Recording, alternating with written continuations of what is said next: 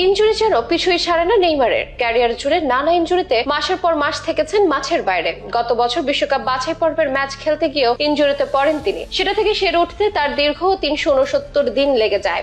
এরপর গত 21 অক্টোবর আল হিলালের হয়ে মাঠে ফিরেন সাবেক এই বার্সা তারকা। ওই ম্যাচে অবশ্য মাত্র 13 মিনিট খেলেছিলেন তিনি। এরপর 4 নভেম্বর রাতে এএফসি চ্যাম্পিয়ন্স লিগে ইস্তেগলালের বিপক্ষে ম্যাচের 58 মিনিটে বদলি খেলোয়াড় হিসেবে মাঠে নামেন নেইমার। কিন্তু 87 মিনিটের মাথায় পায়ের পেশিতে টান লাগায় মাঠ ছাড়েন এই ব্রাজিলিয়ান ফরওয়ার্ড। অর্থাৎ 369 দিন পর ফিরে 2 ম্যাচে মোট 42 মিনিট খেলেই আবারও ইনজুরিতে পড়েন নেইমার। আর তারই বারবার ইনজুরিতে ভোগান্তিতে আছে তার ক্লাব আল হিলাল। বিরক্ত হয়ে নেইমারকে ছেড়ে দেওয়ার আগ্রহ প্রকাশ করেছে ক্লাব কর্তৃপক্ষ। আর এতেই নতুন গুঞ্জন, হিলালের পর নেইমারের পরবর্তী গন্তব্য হবে কোন ক্লাব। আগে বার্সেলোনা ও পিএসজির জার্সিতে মাঠ মাতিয়েছেন এই ব্রাজিলিয়ান তারকা। তারও আগে খেলতেন স্বদেশী ঐতিহ্যবাহী ক্লাব সান্তোসে। আর শৈশবের স্মৃতি বিজড়িত সেই সান্তোসই নাকি হতে পারে নেইমারের পরবর্তী ঠিকানা। ঘরের ছেলে ঘরেই ফিরতে পারেন বলে গুঞ্জন ফুটবল অঙ্গনে। সাথে আরো এক গুঞ্জন ডালপালা মেলেছে। অনেকের দাবি সান্তোস ক্লাবটি কিনে নিতে পারেন নেইমার। একই সাথে বনে যেতে পারেন মালিক ও ফুটবলার। কয়েক মাস আগে ব্রাজিলের এক স্পোর্টস সাংবাদিক দাবি করেন নেইমার ও তার বাবার চোখ আছে সান্তোস ক্লাবটি কিনে নেওয়ার দিকে। আর এবারে নতুন গুঞ্জন, বিপুল অঙ্কের অর্থের প্রস্তাব দিয়ে সান্তোস ফুটবল ক্লাব কিনে নেওয়ার আগ্রহ দেখিয়েছে নেইমার গ্রুপ, যা নেইমারের বাবার নেতৃত্বে পরিচালিত হয়।